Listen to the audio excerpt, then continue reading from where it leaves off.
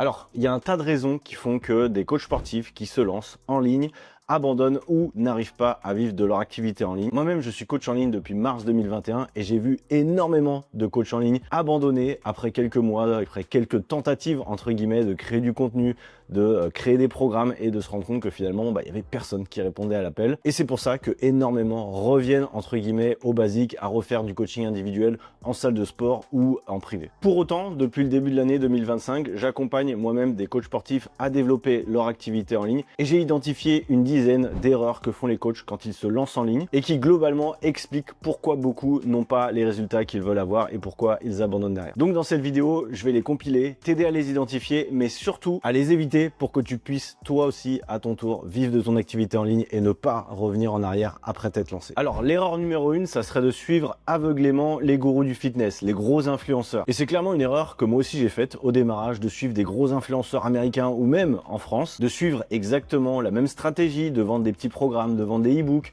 parce qu'eux ont une énorme communauté et tu te dis que ça doit rapporter des millions évidemment. Et du coup tu te mets à copier leur système, à copier leur façon de faire, leur façon de communiquer et tu te rends compte que toi avec ta petite audience, 200, 300, allez 1000, voire 2000 abonnés, eh bien tu te rends compte que tu n'as absolument pas les mêmes résultats. Peut-être que tu vas vendre quelques petits produits, des programmes par-ci par-là, mais tu te rends compte que globalement, tu n'arriveras pas à vivre de ton activité en vendant des produits à moins de 100 euros parce que concrètement, tu n'as pas l'audience et tu n'as pas du tout en fait le même business model que ces gens-là. Donc vraiment, ça c'est une erreur que je vois encore très souvent, de copier finalement des influenceurs du fitness et de ne pas peut-être se focus sur des gens qui ont peut-être une plus petite audience mais qui gagnent mieux leur vie. C'est vrai que c'est difficile de savoir quel coach gagne bien sa vie sur Instagram, c'est vrai. Mais globalement, tu peux le voir par rapport au nombre de témoignages qu'ils ont, à la façon qu'ils ont de parler de leur programme. Est-ce qu'ils en parlent régulièrement ou alors est-ce qu'ils en parlent vraiment jamais? Déjà, ça peut te donner quelques indices. Et en plus, si tu es curieux ou curieuse, je t'invite vraiment à cliquer sur les liens quand ils font des appels à l'action pour voir justement qu'est-ce qu'ils vendent. Est-ce qu'ils vendent des petits programmes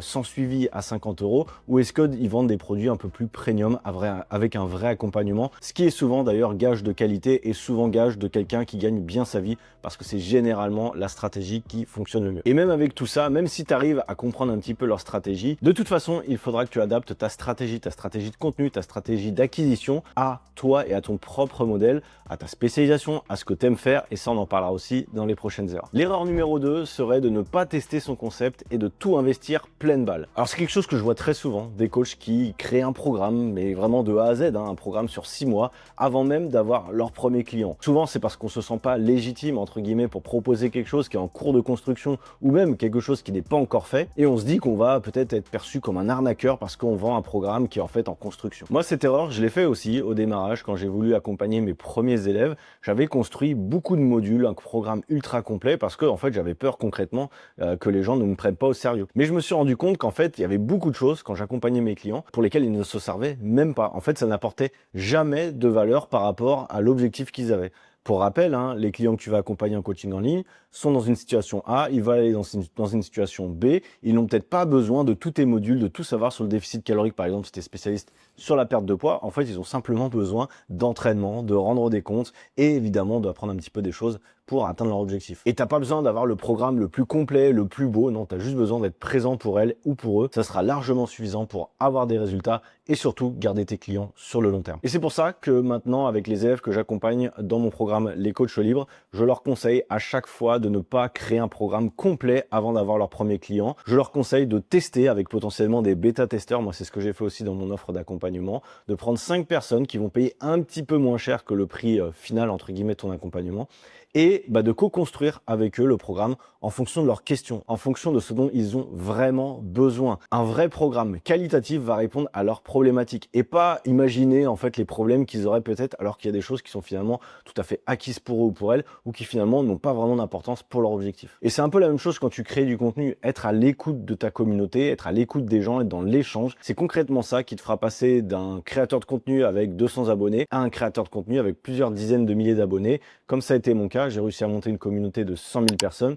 Globalement, on va le voir dans une des erreurs aussi après, parce que j'écoutais ce que voulaient vraiment les gens au lieu de simplement créer du contenu que moi je voulais créer. Et ça nous amène à l'erreur numéro 3 qui est de ne pas oser s'imposer, ne pas imposer ses idées et créer sa propre stratégie de contenu. Alors il y a deux choses, il y a le coach débutant qui évidemment n'ose pas se montrer, qui va faire des réels tout simples ou alors prendre même des images d'intelligence artificielle parce qu'il a peur de montrer son visage ou peur de parler à la caméra. Alors évidemment au démarrage c'est pas évident, c'est sûr, mais il faut savoir que les gens qui vont prendre un coaching investissent tout d'abord pour une relation humaine. Et s'ils ne peuvent pas avoir de connexion humaine avec toi en tant que coach, et ben concrètement tu n'auras pas de clients. Et c'est pareil si tu fais du contenu extrêmement mainstream, si tu parles de choses extrêmement généralistes qu'on a déjà vu partout, si tu n'arrives pas à sortir de la masse.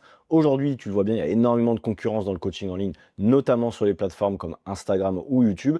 Et si tu n'arrives pas à trouver un concept un petit peu innovant, un angle un petit peu innovant par rapport à tes concurrents, eh bien, il y a de grandes chances finalement que tu te fondes dans la masse et que personne finalement ne veuille travailler avec toi. Et donc, il y a deux profils que je vois constamment quand je fais des audits un petit peu de compte Instagram de coach. Le premier, ça va être le coach timide, introverti, qui poste de temps en temps mais qu'ose vraiment pas se montrer. Il n'ose pas donner son opinion, il n'ose pas dire ce qu'il pense vraiment des méthodes. Il va simplement reprendre les concepts généralistes ou copier-coller exactement ce que font les influenceurs. Et le résultat, c'est que finalement, personne ne se rappelle de ce coach parce que c'est un coach lambda parmi tant d'autres. Un coach peut-être qui a même pas de spécialisation, qui va être coach qui prend les hommes et les femmes, qui fait un peu de perte de poids, un peu de prise de masse. Et finalement, c'est le coach généraliste que personne ne veut prendre. Le deuxième coach, je le vois aussi très souvent, c'est le coach qui, selon moi, travaille un peu à l'ego, c'est-à-dire quelqu'un qui veut grossir son compte Instagram parce qu'on lui a dit, on lui a fait croire, entre guillemets, qu'avoir 10 000, 15 000, 20 000 abonnés, c'est ça qui allait le rendre riche. Et du coup, il copie les stratégies des comptes qui marchent effectivement sur le fitness.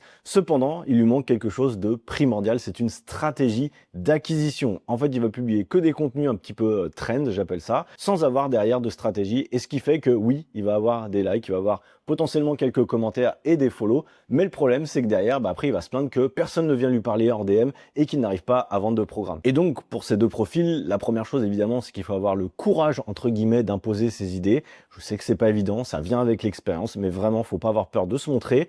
De toute façon, c'est ton métier aujourd'hui de créer du contenu, c'est une autre erreur qu'on verra après. Et donc, tu peux un petit peu dissocier finalement ton identité entre toi en tant que personne privée avec ta famille, tes amis, et quand tu passes devant la caméra où finalement tu te transformes légèrement en un professionnel finalement qui donne des conseils. Et c'est pas grave si tu te fais critiquer sur cette partie-là, vraiment. Et pour le deuxième type de personne, concrètement, il faut savoir pourquoi tu postes, avoir des appels à l'action précis, idéalement créer du contenu pour un avatar client précis, donc savoir est-ce que tu t'occupes des hommes, est-ce que tu t'occupes des femmes, ne t'occupe pas des deux généralement, quel âge, quel type de métier, quel type de problématique tu vas régler pour elles ou pour eux, et ensuite faire des appels à l'action pour entrer en discussion avec ces personnes-là, globalement en message privé. C'est à toi d'aller chercher les gens, hein. C'est pas les gens qui vont venir à toi forcément, tu le vois bien. Et une fois que tu as une bonne stratégie d'acquisition, moi c'est ce que j'explique aussi dans mon accompagnement les coachs libres, hein. J'ai concrètement des scripts pour rentrer en contact avec les gens sans passer pour un gros relou, parce que je sais que c'est pas évident, mais pour autant c'est là que se trouvent tes clients. T'as pas besoin d'avoir une énorme audience, et même si tu en avais une, si tu ne sais pas la convertir en client, elle te servira à rien finalement cette grosse audience. L'erreur numéro 4, alors ça c'est une erreur que je vois très souvent quand on débute ou quand on est à peine lancé dans le coaching en ligne, c'est de ne pas comprendre que être coach en ligne, c'est devenir un chef d'entreprise, c'est devenir un entrepreneur en ligne et pas simplement un coach qui donne des conseils sur la perte de poids ou sur la programmation sportive. Une erreur que je vois tout le temps, c'est de penser que être coach en ligne, c'est simplement faire des séances en visio ou envoyer des programmes et finalement garder le même mindset que quand tu es coach en salle. Et que globalement, on va penser que ça va être beaucoup plus simple, que les clients vont venir à nous et qu'on aura beaucoup plus de temps libre que finalement quand on est en salle de sport et que finalement même l'argent va couler à flot. Et c'est une grosse erreur parce qu'on se rend compte que quand on passe coach en ligne, c'est un autre métier. On va mettre entre guillemets plusieurs casquettes ou plusieurs cordes à notre arc et on va devenir un vrai chef d'entreprise. Et je sais que pour certains, ça peut faire peur et on va devoir se former globalement, hein, je reviendrai sur une erreur d'après, à différents métiers. On va devenir tout d'abord un marketeur. Bah oui, il va falloir créer du contenu. C'est une partie que tu pourras pas déléguer. J'ai déjà vu des coachs qui voulaient déléguer cette partie-là à des CM, etc. Ça ne marche jamais. La partie de création de contenu, c'est quelque chose que tu dois apprendre. Même si au début, tu n'es pas à l'aise, même si tu n'aimes pas forcément ça. Moi, au début, j'aimais pas du tout me filmer. J'avais même pas de compte Instagram Instagram perso. Et pour autant, aujourd'hui, ça fait 4 ans que je poste tous les jours sur la plateforme parce que c'est mon métier, ça fait partie de mon métier, c'est ma communication. Tu vas aussi avoir une casquette de commercial. Concrètement, aujourd'hui, il va falloir que tu apprennes à convertir un followers en prospect qualifié et ensuite en client. Et ça passe par différentes étapes, notamment aussi savoir vendre. Tu vas aussi devenir, entre guillemets, community manager. C'est une partie que tu ne devras pas déléguer pour finalement rester authentique aussi dans tes contenus. Je parle plutôt de story notamment, partager ton quotidien, rentrer un petit peu dans les problématiques des gens que tu accompagnes parce que tu es le seul ou la seule concrètement à être en capacité à créer du contenu pour eux. C'est pas quelqu'un à qui tu vas déléguer qui va être capable de comprendre ce que vivent les gens que tu vas accompagner concrètement. Tu vas également devenir comptable. Oui, alors désolé, et surtout si tu es en France, tu vas devoir à bout d'un moment quand même mettre un peu le nez dans l'administratif de temps en temps dans la semaine. Après, on verra selon ton statut, mais c'est quelque chose qui est important aussi. Alors, quand tu es coach en salle aussi, tu connais un petit peu ça, mais là, ça va être aussi très important et c'est une partie que tu pourras déléguer en partie, mais je t'invite vraiment à rester un petit peu à l'affût de ce qui se fait et ne pas complètement déléguer pour vraiment comprendre ce qui se passe dans ton entreprise. Également, tu vas devenir service client. Bah oui, tu auras des gens potentiellement qui vont se plaindre ou qui vont avoir des questions et ça sera à toi de leur répondre régulièrement, peut-être sur WhatsApp ou sur la plateforme de ton programme pour que les gens restent finalement connectés à toi et ne se disent pas, voilà, il n'y a pas de suivi dans ce que me propose le coach. Non, là aujourd'hui, tu dois aussi répondre à tes élèves, entre guillemets, 24 heures sur 24, 7 jours sur 7, en tout cas très régulièrement et ne pas laisser des tonnes de messages s'accumuler et répondre qu'une fois tous les 3 du mois. Et pour finir, tu vas devenir formateur, comme là je suis en train de faire finalement, c'est-à-dire essayer de donner de la valeur ou quand tu crées des programmes pour tes élèves, tu vas devoir des fois allumer la caméra, expliquer des concepts, des erreurs comme là je suis en train de te faire, créer des supports, créer du programme, etc.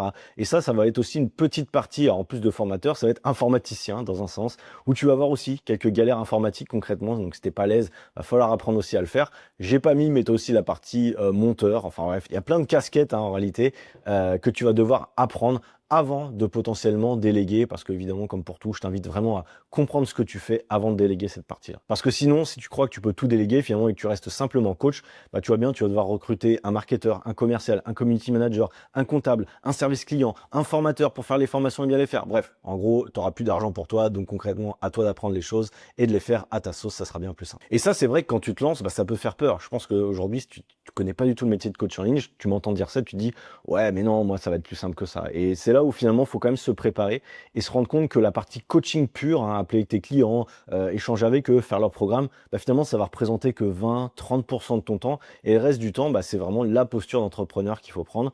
Et donc, je pense vraiment qu'il faut être conscient de ça avant de se lancer et de pas penser que basculer du coaching présentiel au coaching en ligne, c'est simplement la liberté, travailler 3 heures par jour. Ça se passera pas comme ça et surtout au début. Alors après, tu verras avec un peu d'expérience, tu vas gagner du temps et tu pourras potentiellement déléguer. Mais au début, vraiment, la première année, c'est une année qui est difficile. Ça nous amène à l'erreur numéro 5 qui est de mal évaluer ses coûts et son temps. Je vois des coachs qui veulent, entre guillemets, développer un coaching en ligne avec quelques heures par semaine ou en investissant le moins possible. Mais on se rend compte que déjà sur la partie outils, oui, tu vas devoir investir de l'argent, que ce soit sur un outil, une application de coaching, ça peut coûter entre 50 et 100 euros par mois et c'est nécessaire. Aujourd'hui, tu peux pas jouer la pince avec tes clients, leur proposer simplement un document Excel à 2 euros. Non, aujourd'hui, tu vas devoir investir dans des outils. Donc ça peut être une application de coaching, ça peut être des outils pour héberger tes vidéos. Alors moi, j'utilise par exemple System.io, ça coûte à peu près 40 euros par mois. Également pour envoyer des mails, récolter les mails. Tu peux avoir également ChatGPT que tu peux utiliser, des logiciels également de montage comme CapCut qui coûtent une dizaine d'euros par mois. Tu peux avoir Canva pour faire des petites présentations, c'est pareil, ça coûte à peu près 110 euros je crois l'année. Et donc oui, tu vas avoir des dépenses chaque mois dans ton activité de coaching en ligne, peut-être plus que quand tu étais en présentiel, mais c'est des outils indispensables déjà pour paraître professionnel, pour pouvoir à terme accueillir plus de clients avec un système un peu rodé et automatisé. Aujourd'hui, tu n'es plus un artisan du coaching, tu dois devenir un entrepreneur qui sait automatiser et potentiellement déléguer, on en reparlera après. Et c'est pareil pour le temps, manager son temps quand on est coach en ligne et surtout quand peut-être tu as un autre taf à côté, quand tu fais encore du présentiel ou voilà, que tu n'as pas beaucoup de temps avec la famille, eh bien il faut comprendre que pour moi, du coaching en ligne, c'est minimum 2 à 3 heures par jour, tous les jours, pendant finalement la première année et ensuite beaucoup plus une fois que tu vas pouvoir vivre à 100% de ton activité en ligne. Et tu deviens entrepreneur, c'est-à-dire que tu peux travailler 10 heures par jour comme tu peux en travailler 5, libre à toi, mais plus tu vas travailler globalement, plus il y a de grandes chances que tu avances rapidement. Si après un terme, évidemment, tu sais t'organiser, si tu n'es pas là en train de scroller sur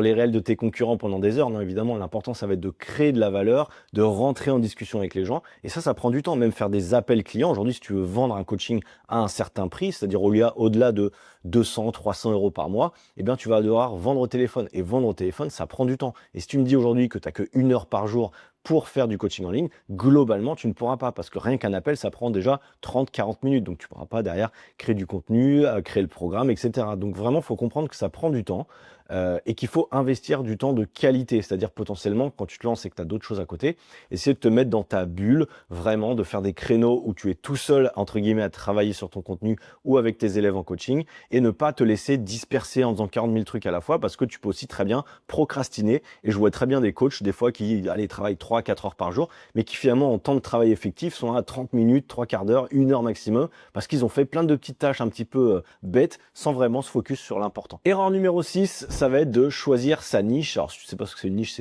c'est ta cible globalement. Alors, déjà, il faut choisir une niche, une cible, uniquement sur le potentiel financier. Alors, c'est une erreur que moi j'ai faite. Je l'ai faite en 2024, en janvier 2024. Alors, moi, tout d'abord, j'étais coach sportif pour les hommes. Parce que pour moi, ça me semblait plus logique. J'étais plus à l'aise, entre guillemets, à coacher des hommes. Et le truc, c'est que je me suis rendu compte que sur mon compte Instagram, où j'avais déjà 5000 abonnés, j'avais 70% de personnes qui me suivaient qui étaient des femmes. Donc 70 000 abonnés sur mon compte étaient des femmes. Pour autant, je proposais un coaching pour les hommes. Donc tu comprends un petit peu le problème. Le problème, c'est que déjà, j'avais du contenu qui n'était pas assez niché. Ça, c'est la première raison. Et surtout, ensuite, je me suis dit, si je veux faire plus d'argent, ce qui semblerait logique, ce serait de créer un programme pour les femmes. Et du coup, de me spécialiser uniquement pour les femmes. C'est ce que j'ai fait au mois de janvier 2024. Et grande surprise, comme par hasard, ça a été mon plus gros mois. Et du coup, effectivement, alors sur le court terme, j'étais content.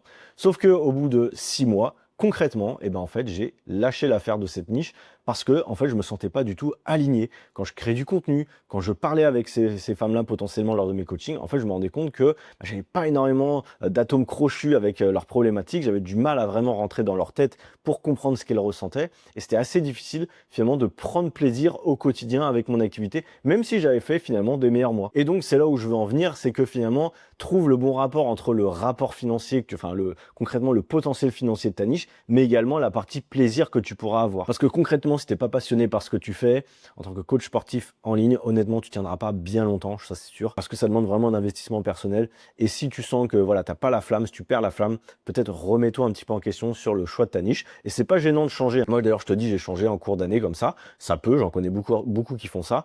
L'important ensuite, ça va être de rester focus à un minimum de temps. C'est sûr que si tu changes tous les 2 mois parce que tu me dis ma niche elle marche pas, du coup je vais changer. Non, généralement c'est parce que tu restes pas focus suffisamment longtemps sur le même type de personne, je dirais minimum 2 ans sur le même type de personne avant de changer réellement. L'erreur numéro 7, ça va être de négliger l'importance de sa propre transformation ou de son histoire. Je m'explique, beaucoup de coachs n'osent pas parler de leur transformation.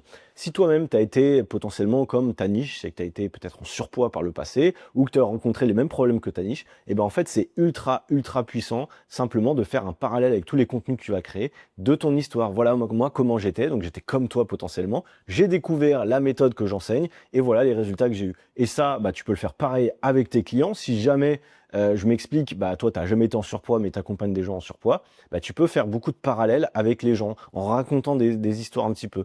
Des histoires vraies, évidemment, mais le storytelling, en fait, est beaucoup plus puissant dans les créations de contenu que de simplement raconter des faits, être dans du contenu éducatif où il n'y a finalement aucune émotion, aucune connexion qui va se faire. Donc évidemment, tu l'as compris, là, le potentiel de témoignage est très important quand ça vient de toi-même, mais également quand ça vient de quelqu'un d'autre. Et c'est important de parler de soi dans ces contenus aussi, de comprendre voilà, pourquoi t'en es arrivé à devenir coach sportif. Il y a toujours une histoire derrière ça, très souvent une transformation qu'on a voulu faire pour nous, pour quelqu'un de notre entourage. Et ça, c'est important. Les gens ont besoin de savoir souvent pourquoi vous êtes lancé en tant que coach sportif.